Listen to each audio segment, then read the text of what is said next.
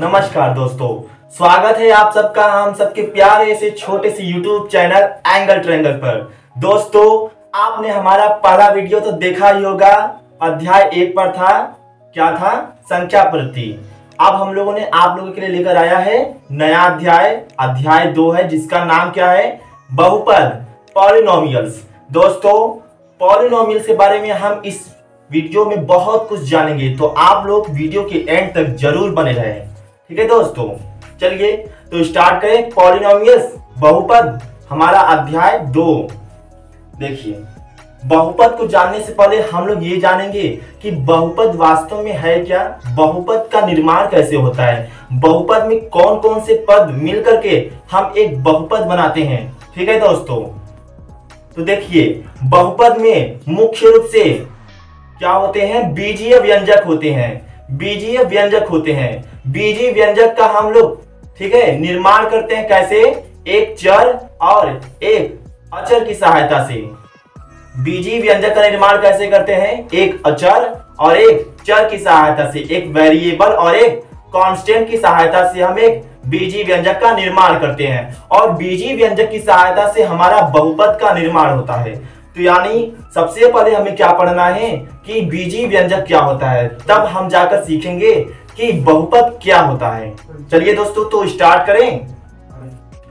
देखिए, बहुपद,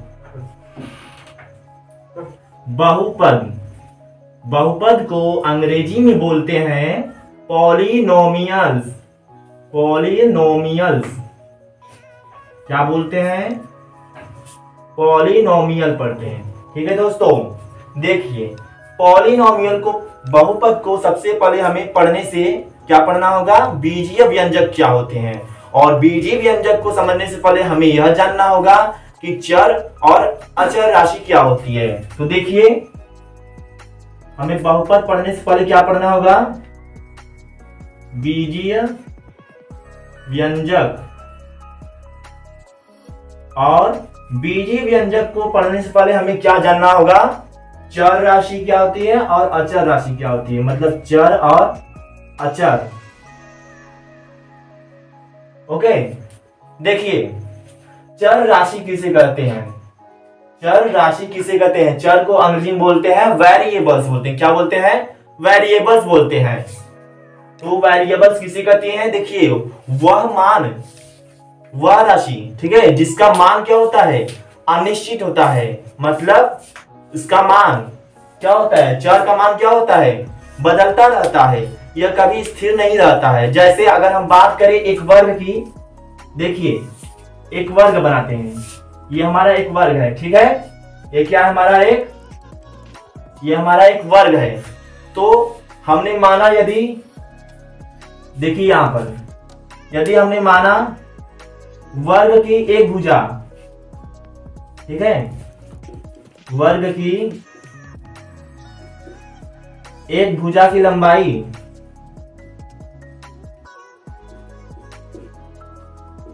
वर्ग की एक भुजा की लंबाई यदि 3 इकाई है, वर्ग की, देखिए, यदि वर्ग की एक भुजा की लंबाई 3 इकाई है, तो वर्ग का परिमाप क्या होगा? वर्ग का परिमाप क्या होगा? सभी भुजाओं का लंबाई का योगफल। क्या होता है वर्ग का परिमाप? सभी भुजाओं के, मतलब वर्ग के सभी भुजाओं के लंबाई का जोड़। ठीक है, तो क्या होगा? यहां देखिए, 3 कितनी भुजाएं? 1 2 3 4, तो मतलब 4 गुणे एक भुजा की लंबाई कितनी दी हुई है?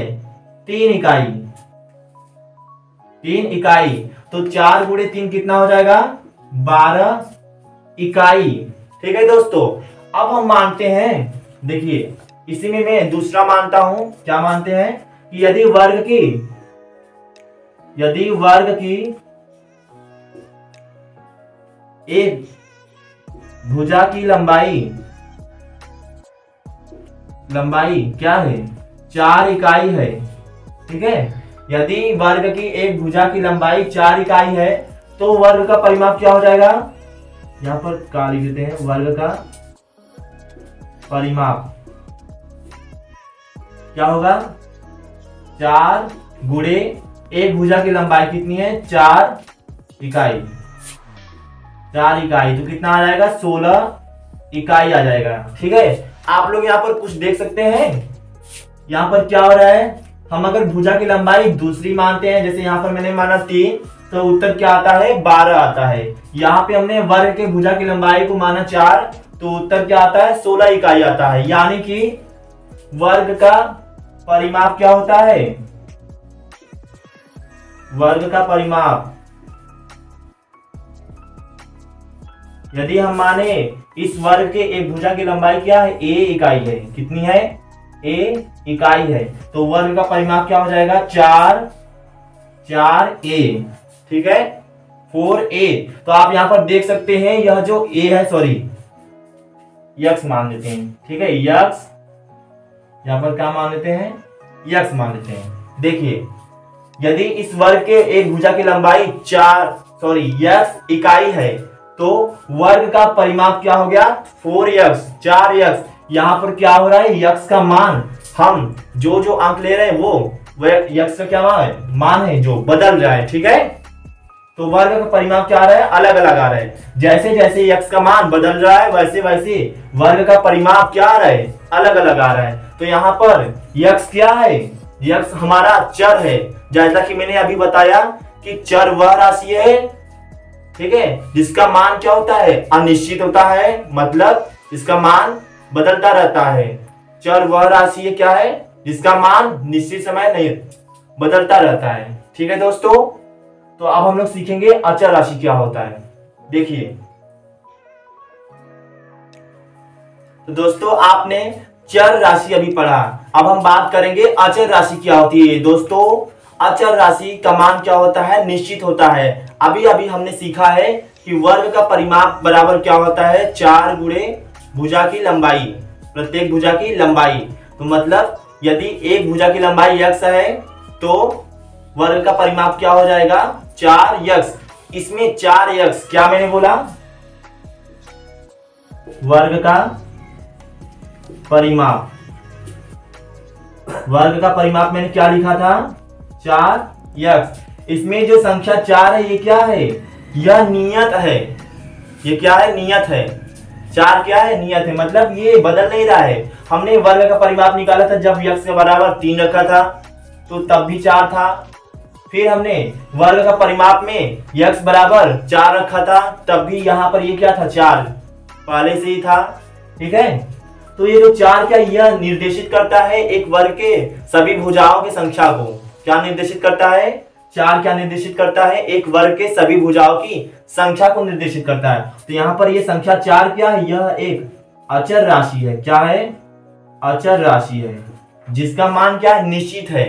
ठीक है दोस्तों, और ये संख्या 4 क्या है, अचर राशि है। यक्स क्या है, यक्स हमारा एक चर राशि है। क्यों, क्योंकि इसका मान हमने अभी देखा क्या हो रहा है, बदल रहा है, यह स्थिर नहीं है। ठीक है दोस्तों, तो अब हम लोग सीखेंगे बीजीय व्यंजक क्या होता है। देखिए यही देखिए बीजीय व्यंजक क्या होता है, बीजीय व्यंजक क्या होता है। बीजीय व्यंजक इसको अंग्रेजी में बोलते हैं अलजेब्रिक एक्सप्रेशन बोलते हैं। ठीक है, देखिए बीजीय व्यंजक क्या होता है, इसमें एक अचर राशि और एक चर राशि का क्या होता है, गुणन होता है। ठीक है, बीजीय व्यंजक क्या होता है, इसमें एक अचर राशि होती है और एक चर राशि, इन दोनों के बीच में क्या होता है, गुणन होता है। जैसे हम लेते हैं कोई अचर राशि, जैसे मैं लेता हूं 5 ले लिया। ठीक है, और मैं एक राशि ले लेता हूं चर की जगह पर x, तो क्या हो जाएगा 5x। ये हमारा क्या है, यह हमारा एक बीजीय व्यंजक है। जैसे अब मैं अचर की जगह पर ले लेता हूं 10 गुणे और चर की जगह पर मैं ले लेता हूं y² तो यहाँ देखिए 10 गुणे y² क्या हो जाएगा 10y²। तो ये 10y², ये 5x, ये सभी क्या है, बीजीय व्यंजक है। ठीक है दोस्तों, तो अब हम लोग सीखेंगे बहुपद के बारे में। अब हम पढ़ेंगे बहुपद के बारे में। हमने अभी अभी सीख लिया है कि चर राशि क्या होती है। चर राशि क्या होती है, एक अज्ञात राशि होती है जिसका निश्चित मान नहीं होता है। दोस्तों सामान्यतः इसे हम लोग अंग्रेजी वर्णमाला के x, y, z, small letter के x, y, z से निरूपित करते हैं। दोस्तों अचर राशि, अचर राशि किसे कहते हैं, इसका मान क्या होता है, निश्चित होता है। इसे सामान्यतः हम स्मॉल लेटर अंग्रेजी वर्णमाला के small letter small a, b, c से निरूपित करते हैं। अब हम आइए बात करते हैं अपने पाठ के नाम क्या है, बहुपद के बारे में। देखिए बहुपद, बहुपद क्या होता है, बहुपद एक ऐसा बीजीय व्यंजक है जिसमें केवल चर राशि का घातांक ऋणोत्तर पूर्णांक कोष्टक में शून्य तथा धनात्मक हो। यहाँ पर आपको एक नया शब्द देखने को मिल रहा है, ऋणोत्तर। इसका मतलब क्या है, चलिए पहले हम इसके बारे में जान लेते हैं ताकि हमें आने वाले समय में जब हमें ऋणोत्तर दिखे तो हमें इसका मतलब अर्थ क्या है क्लियर हो। देखिए ऋणोत्तर क्या होता है, ऋणोत्तर का मतलब होता है ऋण पूर्णांक में कौन कौन से पूर्णांक जो होते हैं, इसमें कौन कौन सी संख्याएं होती है, ऋणात्मक होती है, जीरो होती है और धनात्मक होती है ना। तो देखिए यहाँ पर क्या लिखा है, ऋणोत्तर। ऋणोत्तर को अंग्रेजी में बोलते हैं नॉन निगेटिव। क्या बोलते हैं, नॉन निगेटिव। तो देखिए ऋणोत्तर, ऋणोत्तर का मतलब है कि ऋणात्मक संख्या को छोड़कर, तो पूर्णांक में हम लोग ऋणात्मक संख्या को छोड़ देंगे तो क्या बचा, जीरो और धनात्मक, क्या बचा, शून्य और धनात्मक संख्या। तो ऋणोत्तर का अर्थ है कि ऋणात्मक संख्या को छोड़कर। उत्तर का अर्थ होता है कि जो संख्या उसमें लिखी हुई है ऋणोत्तर उसे छोड़कर अन्य सभी। जैसे यहाँ लिखा है ऋणोत्तर, तो इसका अर्थ है कि ऋणात्मक संख्या को छोड़कर, ठीक है, जो बची हुई संख्या है शून्य और धनात्मक संख्या उसे। अब बात कर लेते हैं शून्योत्तर क्या होता है। शून्योत्तर इसको अंग्रेजी में बोलते हैं नॉन जीरो। क्या बोलते हैं, नॉन जीरो, मतलब शून्य को छोड़कर। तो शून्य को छोड़ देंगे तो क्या बचेगा, रुकिए थोड़ा इसको और अच्छे से लिख लेते हैं। देखिए ऋणोत्तर, ऋणोत्तर का मतलब क्या होता है, ऋणोत्तर का मतलब होता है ऋणात्मक को क्या होता है, छोड़कर, ऋणात्मक संख्या को छोड़कर। तो क्या बचे, ऋणात्मक संख्या को छोड़कर क्या बचे, शून्य और धनात्मक संख्या। अच्छा शून्योत्तर का मतलब क्या होता है, शून्योत्तर, देखिए शून्योत्तर का मतलब होता है शून्य को छोड़कर। तो शून्य को छोड़कर क्या बचा, शून्य को छोड़कर, ठीक है। शून्य के अलावा क्या बचते हैं, ऋणात्मक संख्या और धनात्मक संख्या।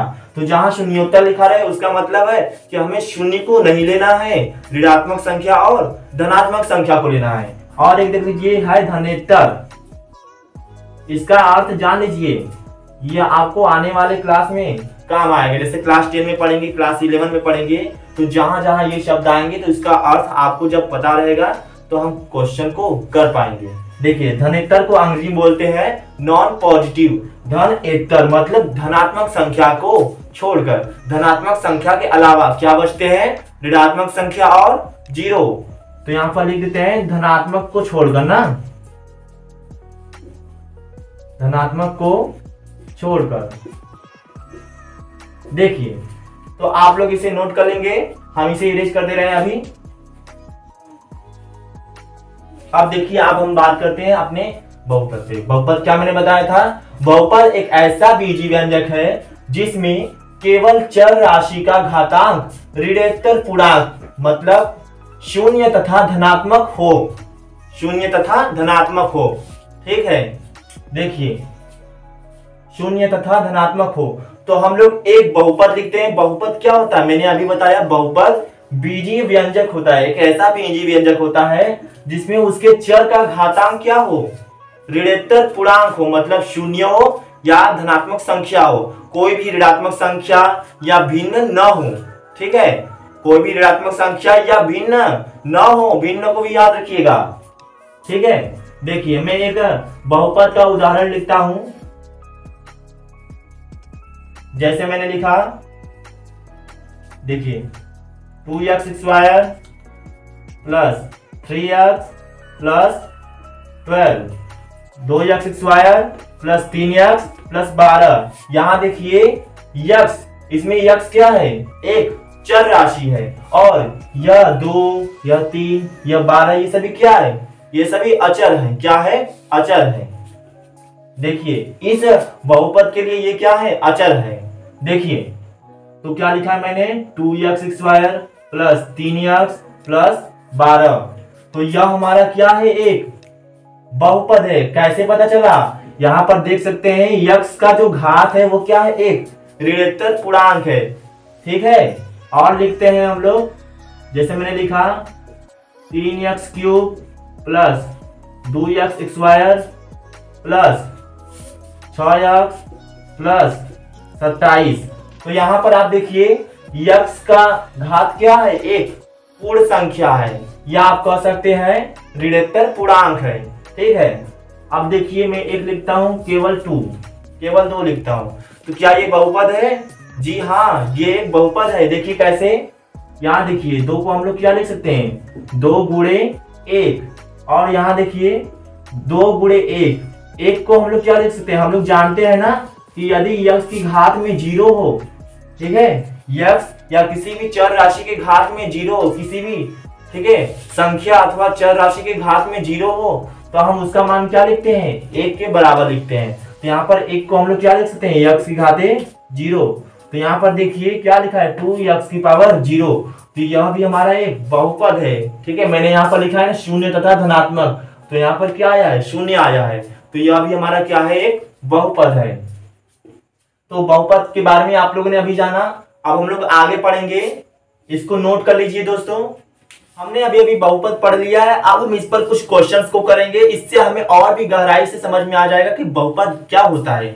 देखिए मैंने यहाँ पर आपके लिए कुछ प्रश्न लिखे हैं, आप इसमें से क्या करें, वीडियो को पॉज करके पहले इसे खुद से लगाएं, अगर नहीं आता है तो हमारे वीडियो को देखिए और फिर से इसे करिए। देखिए मैंने कुछ प्रश्न लिखे हैं, क्या लिखे हैं कि निम्नलिखित में से कौन कौन बहुपद है। जैसे मैंने पहला लिखा है क्या है, x square plus 1/x square minus 2। यहाँ पर मैंने बहुपद का परिभाषा क्या लिखा था, इसको एक बार देख लीजिए। बहुपद एक ऐसा बीजीय व्यंजक है जिसमें केवल चर राशि, तो मतलब जो भी बहुपद का उदाहरण है उसमें हमें सभी चर का देखना है, घात क्या होना चाहिए, ऋणात्मक पूर्णांक, इसे पूर्ण संख्या भी बोलते हैं। तो ऋणात्मक पूर्णांक मतलब जितने भी उदाहरण मैंने लिखे हैं आपको उसमें देखना है सभी चर का घातांक क्या होना चाहिए, एक पूर्ण संख्या होना चाहिए। ठीक है, देखिए तो स्टार्ट करते हैं। क्या लिखा है, x स्क्वायर, ये सही है, प्लस 1/x स्क्वायर माइनस 2। यहाँ देखिए 1/x स्क्वायर है, तो जब हम लोग x स्क्वायर को बटे के ऊपर ले जाएंगे, यहाँ देखिए इसको, जब हम लोग x स्क्वायर को बटे के ऊपर ले जाएंगे तो क्या हो जाएगा, इसका घातांक क्या हो जाता है, ऋणात्मक हो जाता है। तो x की घाते 2 है, ऊपर जाएगा तो क्या होगा, x की घाते -2 हो जाएगा। तब क्या बन जाएगा, x स्क्वायर प्लस x की घाते -2 फिर -2। तो यहाँ देख सकते हैं आप, ये तो सही है, x स्क्वायर प्लस x की पावर -2 है। मैंने क्या बोला, पूर्ण संख्या हो किसी भी उदाहरण में, ठीक है, जितने भी चर है उनके घातांक क्या होने चाहिए, एक पूर्ण संख्या, मतलब 0 और धनात्मक संख्या। तो यहाँ पर आप लोग देख रहे हैं क्या है, -2 है। -2 पूर्ण संख्या है, नहीं, -2 एक ऋणात्मक पूर्णांक है। यहाँ पर क्या है, -2, तो यह हमारा बहुपद होगा नहीं दोस्तों, ये हमारा बहुपद नहीं होगा। चलिए बी देखते हैं। यहाँ पर क्या लिखा है, 3 कड़ी में t प्लस 3t स्क्वायर। यहाँ देखिए कड़ी में t है, जब आप कड़ी में t को घातांक रूप में लिखेंगे तो क्या हो जाएगा, t की घाते क्या हो जाएगा, 1/2 हो जाएगा, प्लस 3t स्क्वायर। यहाँ देखिए यह तो सही है, 3t स्क्वायर, यहाँ पर जो t है क्या है, एक चर राशि है। क्या है, इस उदाहरण के लिए क्या है, एक चर राशि है। यहाँ t का घात क्या है, एक धनात्मक संख्या है, एक पूर्ण संख्या है। यहाँ देखिए लेकिन क्या हुआ, यहाँ पर 3t की घाते 1/2, यहाँ पर 1/2 क्या है, एक भिन्न है। तो हमें भिन्न बोला था लेने के लिए, नहीं दोस्तों हमने भिन्न नहीं बोला था, पूर्ण संख्या में भिन्न आते हैं? नहीं, पूर्ण संख्या में भिन्न नहीं आते हैं। तो यहाँ पर हम कह सकते हैं कि यह भी हमारा यह भी हमारा बहुपद क्या है? नहीं है। अब आइए हम चेक करते हैं सी को। सी क्या बोल रहा है? यक्स स्क्वायर प्लस 1 कड़ी में यक्स स्क्वायर, 1 कड़ी में यक्स स्क्वायर। यहाँ देखिए कड़ी में यक्स को हम लोग जब घात रूप में लिखेंगे तो क्या हो जाएगा? यक्स की पावर 1/2।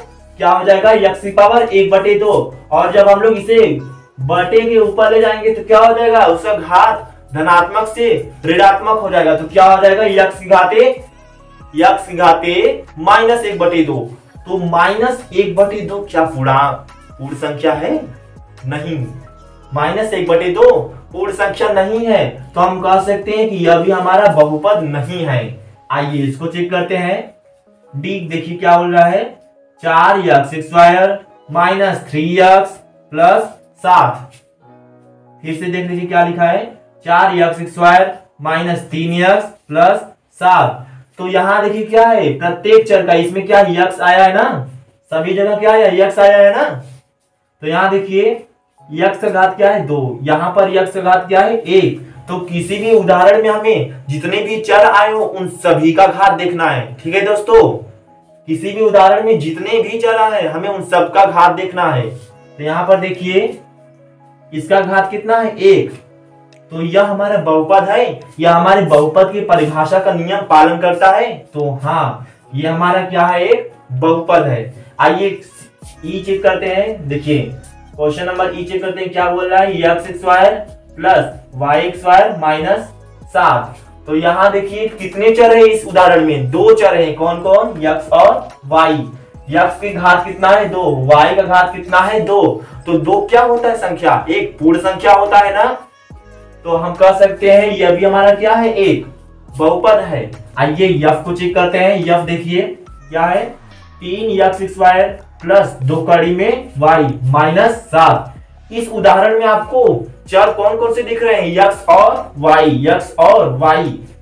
यहाँ कड़ी में y है। तो हमें इसे जब हम कड़ी में y को घातीय रूप में लिखेंगे तो कैसे लिखते हैं? देखिए 3x स्क्वायर प्लस 2 y को जब हम लोग कड़ी में y को जब हम लोग घातीय रूप में लिखते हैं तो कैसे लिखेंगे? y की घात 1/2। यहाँ पर ये y का वर्ग है। तो जब y के वर्ग को जब लोग क्या है? कड़ी में y लिखा है। तो जब हम लोग कड़ी में y को घातीय रूप में लिखेंगे तो कैसे लिखेंगे? y की घात 1/2 और फिर क्या दिया है? -7। तो यहाँ देखिए दोनों चर के घात को देखिए। इसके चर का घात क्या है? 2 है। यक्स के घात कितना है? 2 है। 2 क्या है? हमारा पूर्ण संख्या है। y का घात क्या है? 1/2। यह क्या है? भिन्न है। ये पूर्ण संख्या है? नहीं। तो यह पूर्ण संख्या नहीं है। तो हम कह सकते हैं कि यह हमारा बहुपद नहीं है। दोस्तों आपको कैसा लगा? हमें आशा करता हूं कि आपको क्लियर हो गया होगा कि बहुपद किसे कहते हैं। अब हम इस पर काफी इंटरेस्टिंग क्वेश्चन करेंगे। इसके बाद आप देखिए, इसको नोट कर लीजिए। चलिए तो देखते हैं पहला प्रश्न। पहला प्रश्न क्या है? ए। इसमें क्या लिखा है? 1 कड़ी में 5 गुणे यक्स की घाते 1/2 प्लस 1। यहाँ देखिए यक्स की घाते क्या है? 1/2। तो यक्स का घातांक क्या है? यह एक भिन्न है। हमें क्या बनाना है? पूर्ण संख्या। तो यहाँ पर क्या है? भिन्न है, इसलिए यह हमारा बहुपद नहीं होगा। एक खास बात और, हमारे जितने भी उदाहरण में चर होंगे, ठीक है, हम उन्हें अंश में रखेंगे, हर में नहीं। अगर वह हर में है तो हम उसे अंश में लाएंगे। ठीक है, तो यहाँ पर देखिए क्या है? ये यक्स की घाते 1/2। 1/2 क्या है? एक भिन्न है। यह पूर्ण संख्या नहीं है। तो यह बहुपद होगा, यह बहुपद नहीं होगा। और एक खास बात, यहाँ देखिए 1 कड़ी में 5, ये क्या है? अचर राशि है। तो अचर राशि कड़ी में हो या माइनस में हो या धनात्मक हो या 0 हो, हमें उससे मतलब नहीं रखना है। ठीक है, हमें किससे मतलब रखना है? हमें रखना है यक्स के घातांक से। जो चर राशि होगी, जो चर होगा, हमें उसके घातांक को देखना है। तो यहाँ पर इसका घात क्या है? 1/2 है, इसलिए यह हमारा बहुपद नहीं होगा। आइए दूसरे क्वेश्चन को देखते हैं। दूसरा क्वेश्चन भी क्या है? 6 कड़ी में यक्स प्लस यक्स घाते 3/2 कुल के बटे कितना लिखा है कड़ी में यक्स। तो पहले हम क्या करेंगे, यहां देखिए, यह आप देखकर कह देंगे कि यह बहुपद नहीं है, लेकिन मैं आपको कह देता हूं कि कोई भी प्रश्न आपके परीक्षा में आए या आप कोई भी प्रश्न हल करें तो पहले उसे हल करें, फिर उसके बाद निर्णय लें कि वह बहुपद है कि नहीं है। तो यह मेरी बात आप लोग ध्यान में रखिएगा दोस्तों, यह आपकी काफी बहुत काम आएगा। आप निर्णय तब करें, पहले उसे हल करें, ठीक है। देखिए 6 कड़ी में यक्स प्लस यक्स की घाते क्या लिखा है 3/2। 3/2 को हम लोग क्या लिख सकते हैं 3 गुणे 1/2 कुल के बटे कितना लिखा है कड़ी में यक्स। यहां देखिए ये क्या है घात गुणे घात है, तो हम इसे ऐसे लिख सकते हैं ना, यहां देख लीजिए क्या लिखा है यक्स की घात 3 गुणे 1/2। इसको हम लोग ऐसे लिख सकते हैं यक्स की घाते 3 का कुल घाते कितना है 1/2। तो यह 1/2 क्या हो जाएगा, उस जो चर है उसको कड़ी में ले जाएगा। तो यहां देखिए क्या हो जाएगा 6 कड़ी में यक्स प्लस ये 1/2 क्या कर देगा यक्स घाते 3 को कड़ी में ले जाएगा। तो क्या हो जाएगा कड़ी में यक्स क्यूब बटे कड़ी में यक्स है। यहां देखिए 6 कड़ी में यक्स प्लस आप कड़ी में यक्स क्यूब को क्या लिख सकते हैं, ऐसे लिख सकते हैं ना, देखिए कड़ी में यक्स गुणे कड़ी में यक्स गुणे कड़ी में यक्स कुल के बटे कितना है कड़ी में यक्स। तो आप देखिए अंश क्या लिखा है, अंश में 6 कड़ी में यक्स प्लस कड़ी में यक्स गुणे कड़ी में यक्स गुणे कड़ी में यक्स गुणे कड़ी में यक्स। तो आप प्लस के इधर वाले पद से और प्लस के इस साइड वाले पद से कड़ी में यक्स को उभयनिष्ठ ले लीजिए। तो क्या बन जाएगा, यहां देखिए हम लोग कड़ी में यक्स को उभयनिष्ठ कॉमन ले लेंगे तो क्या बचेगा यहाँ पर 6 बचेगा, प्लस यहां से एक कड़ी में यक्स बाहर चला गया तो क्या बचेगा कड़ी में यक्स गुणे कड़ी में यक्स। तो कड़ी में यक्स गुणे कड़ी में यक्स क्या हो जाएगा यक्स हो जाएगा, क्या हो जाएगा यक्स हो जाएगा बटे क्या दिया है कड़ी में यक्स। तो यहां से देखिए कड़ी में यक्स और कड़ी में यक्स अंश और हर में से कट गया तो क्या बचा हमारा 6 प्लस यक्स। यहाँ पर यक्स का घात क्या है 1 है, तो हम लोग कह सकते हैं कि यह क्या है एक बहुपद है। तो आप लोग भी आश्चर्य हो गए ना कि यहाँ पर क्या दिया था और उत्तर क्या आया। हम इसे देखकर कह सकते थे कि यह बहुपद नहीं है, लेकिन यहाँ पर क्या हुआ, यहाँ पर हो गया ये बहुपद हो गया।